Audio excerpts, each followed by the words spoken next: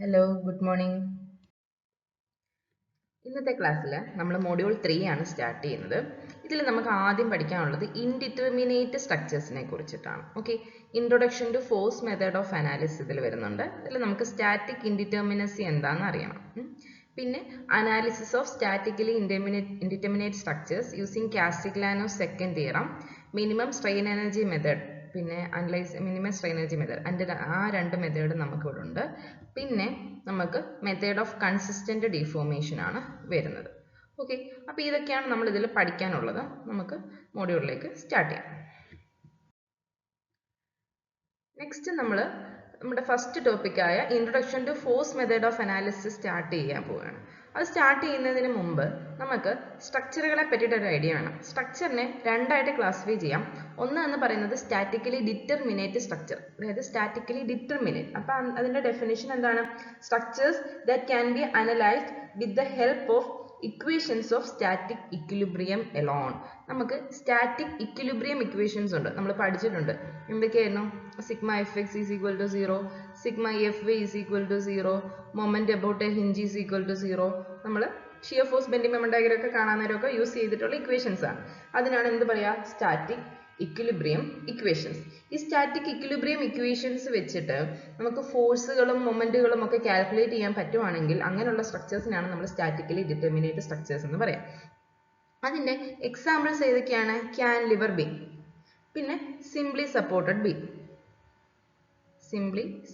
Beam, ക്യാൻലിവർ beam, പിന്നെ 3 hinged arch, നമ്മൾ പഠിച്ചിട്ടുള്ള 3 ഹിഞ്ച് വരുന്ന ആർച്ച്, 3 ഹിഞ്ച്ഡ് ആർച്ച്, പിന്നെ suspension cable. Okay, suspension cable നമ്മൾ പഠിച്ച സസ്പെൻഷൻ കേബിൾ ഒക്കെ നമ്മൾ പഠിച്ചതാണ്. ഇതൊക്കെ എന്തിന് എക്സാമ്പിൾ ആണ്?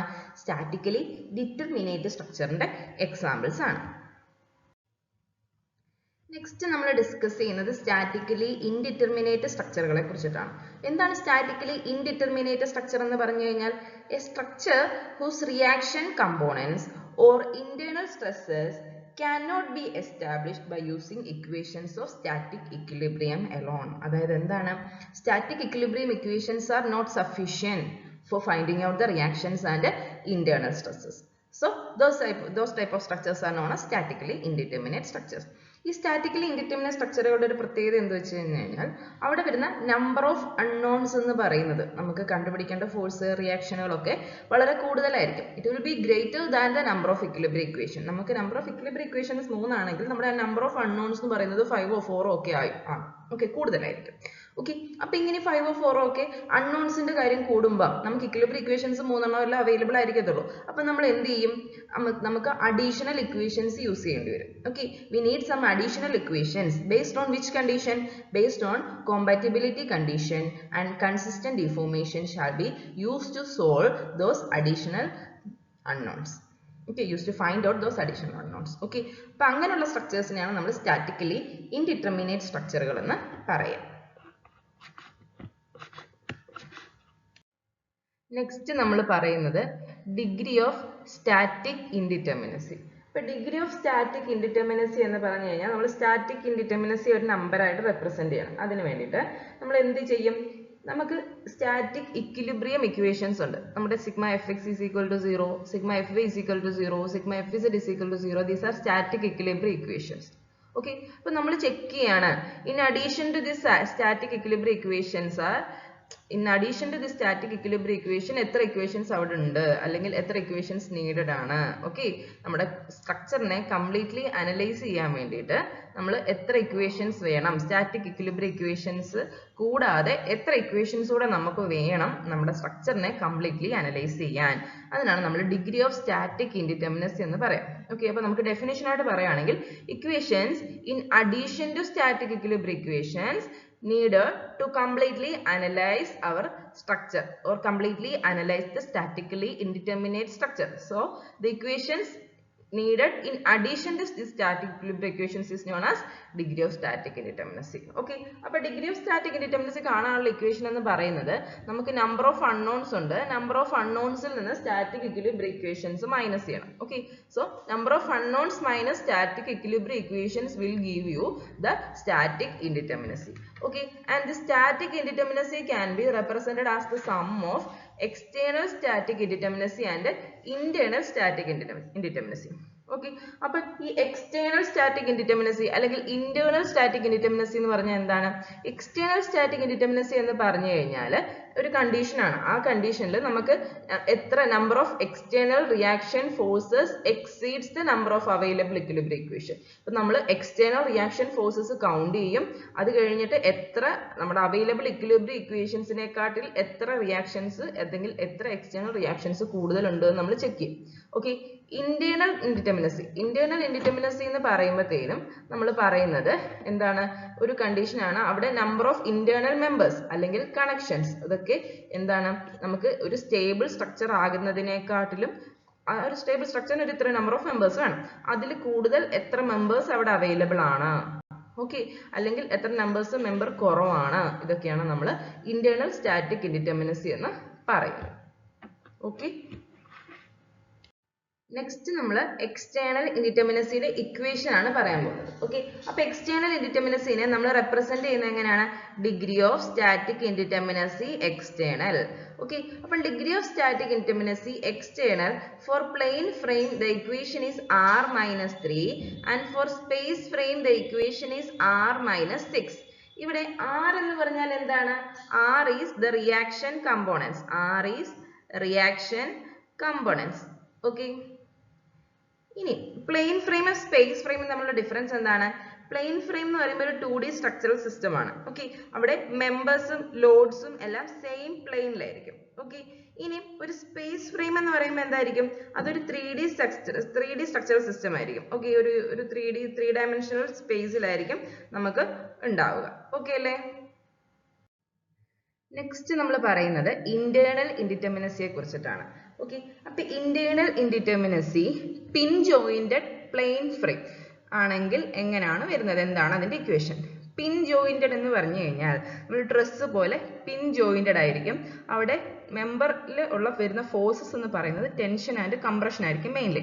അപ്പൊ ഈ പിൻ ജോയിന്റഡ് പ്ലെയിൻ ഫ്രെയിം ആണെങ്കിൽ നമ്മുടെ ഇന്റേണൽ ഇൻഡിറ്റർമിനസിയുടെ ഇക്വേഷൻ എന്ന് പറയുന്നത് m മൈനസ് ബ്രാക്കറ്റിൽ 2j മൈനസ് 3 ആണ്. ഇനി പിൻ ജോയിന്റഡ് സ്പേസ് ഫ്രെയിം ആണെങ്കിൽ നമ്മുടെ മൊബൈൽ ടവർ പോലൊക്കെ ഇരിക്കും. ഓക്കെ, 3D ആയിരിക്കും. ഓക്കെ, 3 ഡയമെൻഷനിലുള്ള സ്പേസ് ഫ്രെയിം ആണ്. അതിന്റെ ജോയിൻസ് എന്താണ്? പിൻ ജോയിന്റഡ് ആണ്. അവിടെയും ടെൻഷനും കംപ്രഷനും മാത്രമാണ് വരുന്നത്. പക്ഷെ അത് നമുക്കത് റെപ്രസെന്റ് ചെയ്യാൻ 3 ഡയമെൻഷണൽ കോർഡിനേറ്റ്സ് വേണം. അപ്പൊ അതിന്റെ ഇക്വേഷൻ എന്താണ്? m മൈനസ് 3j മൈനസ് 6 ആണ് പിൻ ജോയിന്റഡ് സ്പേസ് ഫ്രെയിമിന്റെ ഡിഗ്രി ഓഫ് സ്റ്റാറ്റിക് ഇൻഡിറ്റർമിനസി കാണാനുള്ള ഇക്വേഷൻ എന്ന് പറയുന്നത്. ഇനി ഇത് തന്നെ റിജിഡ് ജോയിന്റഡ് പ്ലെയിൻ ഫ്രെയിമിൽ വരുമ്പം റിജിഡ് ജോയിന്റഡ് എന്ന് പറഞ്ഞാൽ എന്താണ് പ്രത്യേകത? ജോയിന്റ്സ് റിജിഡ് ആണ്. അവിടെ in addition to axial forces shear force and bending moment can come. Okay, so rigid jointed plane frame ആണെങ്കിൽ റിജിഡ് ജോയിന്റഡ് പ്ലെയിൻ ഫ്രെയിമിന്റെ degree of static indeterminacy equation 3c ആണ്. Okay, ഇനി അതുപോലെ തന്നെ റിജിഡ് ജോയിന്റഡ് സ്പേസ് ഫ്രെയിമിന്റെ equation എന്ന് പറയുന്നത് 6c ആണ്. ഓക്കെ, ഇതില് നമ്മൾ m, j, c ഇതൊക്കെ കണ്ടല്ലേ? ഇതിലൊക്കെ എന്താണ്? m എന്ന് പറഞ്ഞാൽ എന്താണ്? Number of members.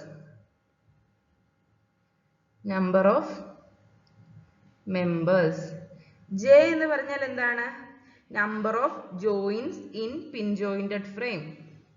Number of joins in pin jointed frame. Okay, ഇനി c എന്ന് പറഞ്ഞാൽ എന്താണ്? നമുക്ക് നമ്പർ ഓഫ് ക്ലോസ്ഡ് ബോക്സസ് എന്ന് പറയാം. അല്ലെങ്കിൽ ഇതിനെ നമ്മൾ പറയുന്നത് number of cuts required for obtaining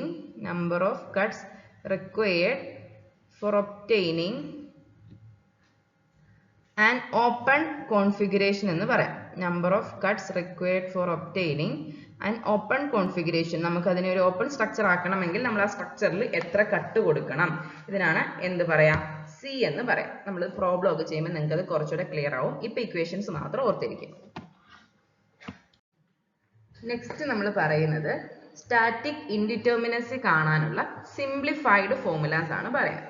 അപ്പോൾ ഒരു പിൻ ജോയിന്റഡ് പ്ലെയിൻ ഫ്രെയിം ആണെങ്കിൽ നമ്മുടെ എക്സ്റ്റേണൽ ഇൻഡിറ്റർമിനസി എന്ന് പറയുന്നത് r-3 ആയിരുന്നു. ഇന്റേണൽ ഇൻഡിറ്റർമിനസി എന്ന് പറയുന്നത് m-2j-3 ആയിരുന്നു. ഓക്കെ, അപ്പൊ ഇത് സോൾവ് ചെയ്യുമ്പം നമുക്ക് കിട്ടുന്നത് m+r-2j എന്നാണ് നമുക്ക് സ്റ്റാറ്റിക് ഇൻഡിറ്റർമിനസിയുടെ ഇക്വേഷൻ പിൻ ജോയിന്റഡ് പ്ലെയിൻ ഫ്രെയിമിന് കിട്ടുന്നത്. ഓക്കെ, ഇനി അത് തന്നെ ഒരു പിൻ ജോയിന്റഡ് സ്പേസ് ഫ്രെയിം ആണെങ്കിൽ എക്സ്റ്റേണൽ ഇൻഡിറ്റർമിനസി എന്ന് പറയുന്നത് r-6 ആണ്. ഇന്റേണൽ ഇൻഡിറ്റർമിനസി എന്ന് പറയുന്നത് m-3j-6 ആയിരുന്നു. ഓക്കെ, അപ്പൊ സ്റ്റാറ്റിക് ഇൻഡിറ്റർമിനസിയുടെ ഇക്വേഷൻ m+r-3j എന്നായിട്ട് മാറും. Okay, m+r-3j. ഇനി ഒരു റിജിഡ് ജോയിന്റഡ് പ്ലെയിൻ ഫ്രെയിം ആണെങ്കിൽ റിജിഡ് ജോയിന്റഡ് പ്ലെയിൻ ഫ്രെയിമിന്റെ ഇക്വേഷൻ എന്തായിരുന്നു? 3c ആയിരുന്നു അല്ലേ? 3c ആയിരുന്നു. ഇനി റിജിഡ് ജോയിന്റഡ് പ്ലെയിൻ ഫ്രെയിമിന് നമ്മൾ പറയുന്ന സിംപ്ലിഫൈഡ് ഫോർമുല എന്ന് പറയുന്നത് 3m+r-3j എന്നാണ് അതിന്റെ സിംപ്ലിഫൈഡ് ഫോർമുല. ഇനി അതുപോലെ തന്നെ റിജിഡ് ജോയിന്റഡ് സ്പേസ് ഫ്രെയിമിന്റെ ഇക്വേഷൻ എന്ന് പറയുന്നത് 6m+r-6j ആണ്. ഓക്കെ, അപ്പൊ ഇത്രയും സിംപ്ലിഫൈഡ് ഫോർമുലാസ് നിങ്ങൾ അറിഞ്ഞിരുന്നാൽ നമുക്ക് ഈസി ആയിട്ട് നമുക്ക് കിട്ടുന്ന പ്രോബ്ലംസ് എല്ലാം സോൾവ് ചെയ്യാൻ പറ്റും.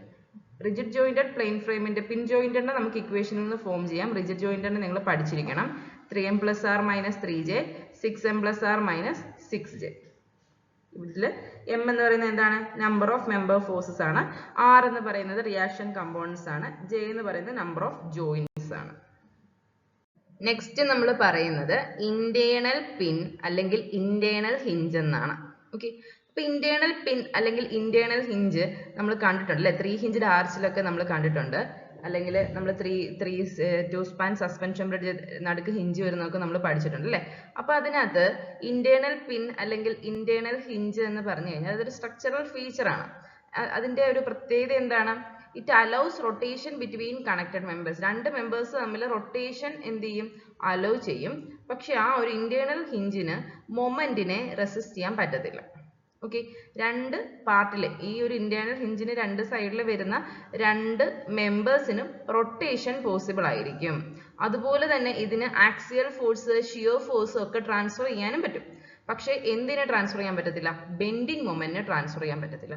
അപ്പൊ ഇതൊരു point of zero moment, it creates A point of zero moment, zero moment ഉള്ള ഒരു പോയിന്റ് ആയിട്ട് മാറും. ഓക്കെ, അപ്പൊ ഇവിടെ ഒരു അഡീഷണൽ കണ്ടീഷൻ ഓഫ് ഇക്വിലിബ്രിയം കൂടെ വരും. അത് എന്ന് പറയുന്നത് എന്താണ്? Sigma m = 0. അതായത് നമ്മളൊരു ഹിഞ്ച് പ്രൊവൈഡ് ചെയ്ത് കഴിഞ്ഞാൽ it ads an equation of condition, that is sigma m = 0 at the hinge. Okay, so എന്താണ് internal pin? Internal pin cannot transfer moment from one part of structure to other part. So it provides one additional equilibrium condition, that is sigma m = 0. Next നമ്മൾ പറയുന്നത് internal ലിങ്കിനെ കുറിച്ചാണ്. Okay, അപ്പോൾ ഒരു internal link എന്ന് പറഞ്ഞാൽ അല്ലെങ്കിൽ link എന്ന് പറഞ്ഞാൽ എന്താണ്? It is A short bar with a pin at each end. നമുക്കൊരു ഷോർട്ട് ബാർ ഉണ്ട്, അതിന്റെ രണ്ട് എൻഡിലും what we will have pin at each end. അതാണ് എന്ത്? ലിങ്ക് എന്ന് പറയുന്നത്. ഓക്കെ, അപ്പോൾ ഈ ലിങ്കിന്റെ ഒരു പ്രത്യേകത എന്ന് പറഞ്ഞാൽ എന്താണ്? It cannot transfer moment. അവന് മൊമെന്റ് ട്രാൻസ്ഫർ പറ്റത്തില്ല. ഓക്കെ, അവന് എന്ത് ട്രാൻസ്ഫർ ചെയ്യാൻ പറ്റത്തില്ല? It cannot transfer the moment. Okay, moment transfer അവന് പറ്റത്തില്ല. ലിങ്ക് വഴി നമുക്ക് മൊമെന്റ് ട്രാൻസ്ഫർ ചെയ്യാൻ പറ്റത്തില്ല. അതുപോലെ തന്നെ വേറെ എന്ത് ട്രാൻസ്ഫർ ചെയ്യാൻ പറ്റത്തില്ല? ഹൊറിസോണ്ടൽ ഫോഴ്സസും ട്രാൻസ്ഫർ ചെയ്യാൻ പറ്റത്തില്ല. So link cannot transfer moment as well as horizontal force from one part to other. ഇതിനാണ് നമ്മൾ എന്ത് പറയാ? ലിങ്ക് എന്ന് പറയാം. ഓക്കെ, അപ്പൊ ഈ ലിങ്ക് വരുമ്പം നമുക്ക് മൊമെന്റ് ട്രാൻസ്ഫർ ചെയ്യാൻ പറ്റത്തില്ല, ഹൊറിസോണ്ടൽ ഫോഴ്സ് ട്രാൻസ്ഫർ ചെയ്യാൻ പറ്റത്തില്ല. അതുകൊണ്ട് തന്നെ നമുക്ക് നേരത്തെ ഹിഞ്ചിന് പറഞ്ഞ പോലെ ഇവിടെ അഡീഷണൽ കണ്ടീഷൻസ് ഓഫ് ഇക്വേഷൻസ് വരും. ഓക്കെ, നമുക്ക് ഹിഞ്ചിൽ പറഞ്ഞത് ഒരു അഡീഷണൽ കണ്ടീഷൻ ഓഫ് ഇക്വേഷൻ ആയിരുന്നു, സിഗ്മ മൊമെന്റ് = 0. അതുപോലെ ഇവിടെ ഇന്റേണൽ ലിങ്ക് വരുമ്പം ഇവിടെ രണ്ട് ഇക്വേഷൻസ് ആണ് അഡീഷണൽ ആയിട്ട് വരിക. One is sigma m = 0 and the other condition is sigma h = 0. ഇങ്ങനെ നമുക്ക് രണ്ട് കണ്ടീഷൻസ് ആണ് ഇന്റേണൽ ലിങ്ക് വരുമ്പോൾ വരും. നെക്സ്റ്റ് നമ്മൾ സ്റ്റാറ്റിക്കലി ഇൻഡിറ്റർമിനേറ്റ് ബീംസിന്റെ എക്സാമ്പിൾസ് ആണ് കാണിച്ചിരിക്കുന്നത്. ഓക്കെ, അപ്പോൾ സ്റ്റാറ്റിക്കലി ഇൻഡിറ്റർമിനേറ്റ് ആയിട്ടുള്ള ഒരു ബീമാണ് കണ്ടിന്യൂസ് ബീം എന്ന് പറയുന്നത്. ഓക്കെ, മോർ ദാൻ വൺ സപ്പോർട്ടുള്ള ബീമുകളെ നമ്മൾ പറയുന്ന പേരാണ് continuous beam. So continuous beam is A statically indeterminate beam. നമ്മൾ സ്റ്റാറ്റിക് ഇൻഡിറ്റർമിനസി എങ്ങനെയാണ് കാൽക്കുലേറ്റ് ചെയ്യുന്നതെന്ന് നമുക്ക് പ്രോബ്ലം ചെയ്യുമ്പോൾ പറയാം. അപ്പോൾ നിങ്ങൾ ഓർത്തിരുന്നാൽ മതി, continuous beam is A statically indeterminate beam and the other one is fixed beam. രണ്ടിൻ്റെ ഫിക്സ്ഡ് ആയിട്ടുള്ള ഫിക്സഡ് ബീമുകളും എന്താണ്, സ്റ്റാറ്റിക്കലി ഇൻഡിറ്റർമിനേറ്റ് ആണ്. വേറൊന്നെന്ന് പറയുന്നത് പ്രോബ്ഡ് കാൻലിവർ ബീമാണ്. ഒരു ബീമിന്റെ കാൻലിവർ ബീമിന്റെ ഫ്രീ എൻഡിൽ നമ്മളൊരു സപ്പോർട്ട് കൊടുക്കുന്നതിനാണ് പ്രോബ്ഡ് കാൻലിവർ ബീം എന്ന് പറയാം. പ്രോബ്ഡ് കാൻലിവർ ബീമും സ്റ്റാറ്റിക്കലി ഇൻഡിറ്റർമിനേറ്റ് ആയിട്ടുള്ളൊരു ബീമാണ്. So the examples are examples for statically indeterminate beams are continuous beam, fixed beam, probed cantilever beam. Okay, നമ്മളൊരു ജനറൽ ലോഡിംഗ് ആണ് കൺസിഡർ ചെയ്യുന്നത് എന്ന് വിചാരിക്കാം. ഓക്കെ, അപ്പോൾ ജനറൽ ലോഡിങ്ങിൽ നമുക്ക് ലോഡിംഗ് എന്ന് പറയുന്നത് എങ്ങനെ ഉണ്ടാവും? Loading can be horizontal and vertical.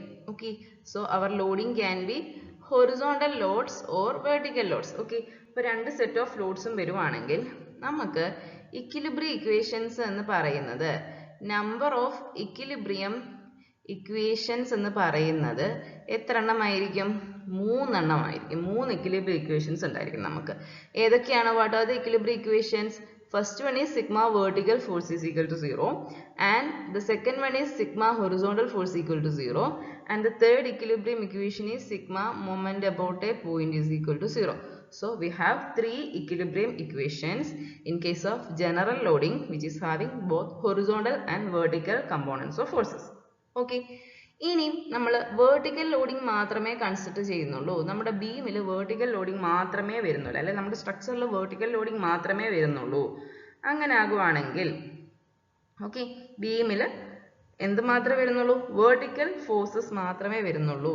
So in that case number of equilibrium equations will be 2. What are the equilibrium equations?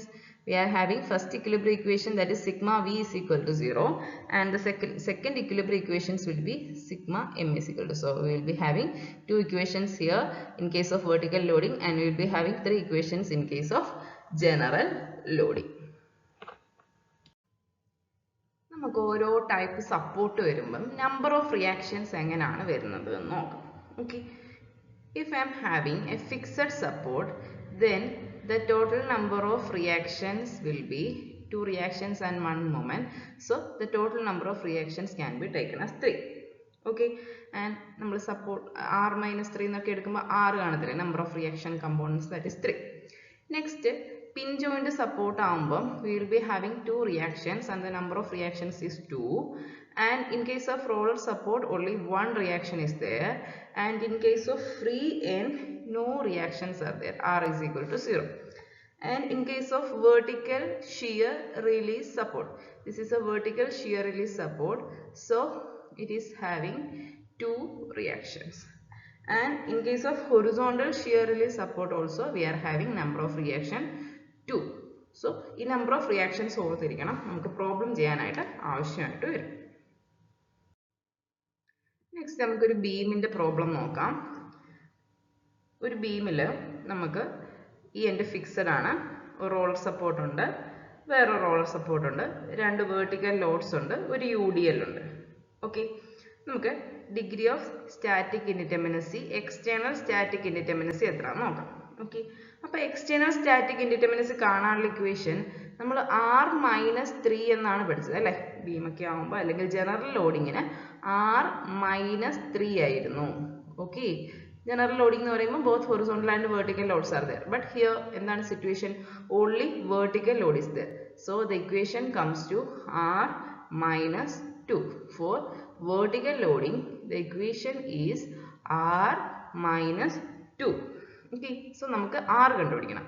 r എത്രയാണെന്ന് നോക്കി, ഫിക്സഡ് സപ്പോർട്ട് ആണ്, we are having horizontal force ഇല്ല, so നമുക്ക് we are having 2 reactions. ഈ vertical ലോഡിനെ support ചെയ്യാൻ വേണ്ടിയിട്ട് ഈ സപ്പോർട്ടിൽ 2 റിയാക്ഷൻസ്, അതായത് ഒരു വെർട്ടിക്കൽ റിയാക്ഷനും ഒരു മൊമെൻറ്റും ഡെവലപ്പ് ചെയ്യും. ഓക്കെ, നെക്സ്റ്റ് നമുക്ക് ഈ ഒരു roller support 1 vertical reaction and അടുത്ത roller support 1 vertical reaction. Total 1, 2, 3, 4. So 4 minus 2, that is equal to 2, will be degree of static indeterminacy external, and internal static indeterminacy will be 0. Okay, so the total indeterminacy will be, static indeterminacy will be external indeterminacy plus internal indeterminacy, that is 2 plus 0, that is equal to 2. Okay. Next, ഈ support നോക്കിക്കഴിഞ്ഞാൽ ഇവിടെ എത്ര reactions ഉണ്ട്? ഇവിടെ ഒരു incline load വരുന്നുണ്ട് അല്ലേ? So ഇവിടെ ജനറൽ ലോഡിംഗ് ആണ് നമ്മൾ കൺസിഡർ ചെയ്യേണ്ടത്. So vertical reaction, horizontal reaction, one moment. So ഇവിടെ 1, 2, 3 and this is roller, so 4. Here it will be 5, 6 and 7. So degree of static indeterminacy external is 7 minus 3. R minus 3 എടുക്കണം, general loading ആണ്. So R minus 3 general loading equation വേണം എടുക്കാൻ. 7 minus 3 is 4. And internal indeterminacy beam ആണ്. So internal static indeterminacy is 0. So static indeterminacy is degree of static external indeterminacy plus degree of static internal indeterminacy, that is 4 plus 0 is equal to 4 will be static indeterminacy. Okay. Next നമ്മൾ consider ചെയ്യുന്ന problem beam with an internal hinge ആണ്. നിങ്ങൾക്ക് ഇവിടെ ഒരു internal hinge കാണാം. Okay, so this is A particular case of beam with an internal hinge. Okay, അപ്പോൾ ഈ ഒരു ഇന്റേണൽ ഹിഞ്ച് അല്ലെങ്കിൽ ഇന്റേണൽ ലിങ്ക് എന്നൊക്കെ പറയുമ്പോൾ അതെന്താണ്? അതൊരു റിലീസ് ആയിട്ടാണ് ആക്ട് ചെയ്യുക. ഓക്കെ, അതൊരു റിലീസ് ആയിട്ടാണ് ആക്ട് ചെയ്യുക. സോ നമ്മുടെ static indeterminacy, external static indeterminacy for general loading will be, the equation comes to R minus 3 minus C, and for vertical loading the equation is R minus 2 minus C ആണ്. Okay, ഇവിടെ C എന്നൊരു letter ഉണ്ട് അല്ലേ? R നമുക്കറിയാം number of reactions എന്നറിയാം. C എന്താണ്? C എന്ന് പറഞ്ഞാൽ ഒന്നുകിൽ നമ്പർ ഓഫ് ഹിഞ്ചസ് എന്നെടുക്കുക, സ്പെഷ്യൽ കേസ് ആണ് നമ്പർ ഓഫ് ഹിഞ്ചസ് എന്നെടുക്കുക. ഓക്കെ, അല്ലെങ്കിൽ number of conditions based on releases. Okay, or we can take number of conditions based on releases. Okay, അപ്പോൾ ഇവിടെ ഒരു പർട്ടിക്കുലർ കേസിൽ ഒരു ഹിഞ്ച് ആണ്. അപ്പം നമ്മുടെ കണ്ടീഷൻസ് എന്താണ്? Sigma M is equal to 0 at that hinge. Okay, ഇനി നമുക്ക് സ്റ്റാറ്റിക് എക്സ്റ്റേണൽ ഇൻഡിറ്റർമിനസി കാണാം. ഇവിടെ നമ്മൾ ലോഡിംഗ് ഒന്നുമില്ല. So vertical loading and moment is considered at the fixed support, and vertical loading is considered at this roller support, and only vertical Lord is considered at this hinged support. So number of reactions R is equal to 4. Okay, and the equation for external indeterminacy is 4 minus 2 and C is 1. So 4 minus 3, that is 1. Okay, that is external indeterminacy, and internal indeterminacy is 0 for a beam. So total indeterminacy, static indeterminacy will be external plus internal, that is 1 plus 0 is equal to 1. Next കേസിൽ നമുക്ക് ഇവിടെ നോക്കാം. Okay, ഇവിടെ vertical loading മാത്രമേ വരുന്നുള്ളൂ അല്ലേ? So in the support we are having 1 vertical load and moment, and here 1 vertical load is there, here 1 vertical load is there. Okay, so ഇവിടെ നോക്കിക്കഴിഞ്ഞാൽ നിങ്ങൾക്ക് 2 ഹിഞ്ച് കാണാം. ഓക്കെ, 2 സ്പാനിൽ 2 ഹിഞ്ച് നിങ്ങൾക്ക് കാണാൻ സാധിക്കും. So degree of static indeterminacy external will be, the equation is R minus 2 minus C. R number of reaction, that is 1, 2, 3, 4. 4 minus 2 minus C. C is the number of hinges or number of reaction, number of conditions based on this link or release. Okay, so here നമുക്ക് രണ്ട് എന്താ hinge ആണുള്ളത്. So number of equations are sigma M is equal to 0 here, sigma M is equal to 0 here, അല്ലെങ്കിൽ number of hinges എടുക്കുകയാണെങ്കിൽ 2, അങ്ങനെ വേണമെങ്കിലും എടുക്കാം. So external indeterminacy is 0 and internal indeterminacy is also 0 since it is a beam, and the total static indeterminacy is 0 plus 0, 0. Next question, നമുക്ക് ഈ ഒരു figure നോക്കാം. ഇവിടെ നമുക്ക് എക്സ്റ്റേണൽ ഇൻഡിറ്റർമിനസി, ഇവിടെ ലോഡിംഗ് എന്ന് പറയുന്നത് ഇൻക്ലൈൻ ലോഡും ഉണ്ട്. ഈ ലോഡ് എന്ന് പറയുന്നത് ഇൻക്ലൈൻഡ് ആണ്. So the equation is r minus 3 minus C. So നമുക്ക് ഈ ഒരു സപ്പോർട്ട് നോക്കാം. ഇവിടെ 1 2 3 4 5 6 7. Total number of reactions are 7. And 7 minus 3 minus c, number of hinges. ഇവിടെ നിങ്ങൾ നോക്കിക്കഴിഞ്ഞാൽ ഒരു ഹിഞ്ച് വരുന്നത് ഈ സ്പാനിന് സെൻറ്ററിലാണ്, അടുത്ത ഹിഞ്ച് വരുന്നത് ഈ സപ്പോർട്ടിലാണ് അല്ലേ, ഫിക്സഡ് സപ്പോർട്ടിലാണ് നിങ്ങൾക്ക് ഹിഞ്ച് വരുന്നത്. So even if hinges are present at support consider all support reaction. എല്ലാം സപ്പോർട്ട് റിയാക്ഷന് കൺസിഡർ ചെയ്യണം. നമ്പർ ഓഫ് ഹിഞ്ചസ് ഇവിടെ എത്രയാണ്, സി എന്ന് പറയുന്നത് 2 ആണ്. So 7 minus 3 minus 2, 7 minus 5, that is equal to 2. External indeterminacy is 2, internal indeterminacy is 0, and the static indeterminacy is 2 plus 0, 2. ഇനി നമ്മളൊരു special കേസാണ് കൺസിഡർ ചെയ്യുന്നത്. അതെന്ന് പറയുന്നത് നിങ്ങളുടെ ക്വസ്റ്റ്യനിൽ ഇങ്ങനെ കണ്ട, സാധാരണ യൂണിവേഴ്സിറ്റി എക്സാം ക്വസ്റ്റ്യനിലൊന്നും ഇത് കാണാറില്ല, ഗേറ്റിനൊക്കെ ഇങ്ങനെയുള്ള ക്വസ്റ്റ്യൻസ് വരും.